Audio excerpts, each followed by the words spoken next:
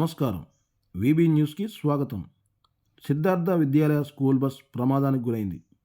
Hanuman junction, జనవరి 25. VB news digital media. Krishna జిల్లా గన్నవరం నియోజకవర్గం సిద్ధార్థ విద్యాలయ school Hanuman జంక్షన్కు చెందిన ఏపీ 39 TG 3324 నెంబర్ గల బస్ గురువారం ఉదయం స్కూల్ పిల్లలను తరలించే సమయంలో పశ్చిమ గోదావరి జిల్లా పెదపాడు మండలం వసంతవాడ గ్రామంలో ఓ ఇంటి గోడను బలంగా ఢీకొనడంతో ఆ ఇల్లు, వాహనము పూర్తిగా దెబ్బతిన్నాయి.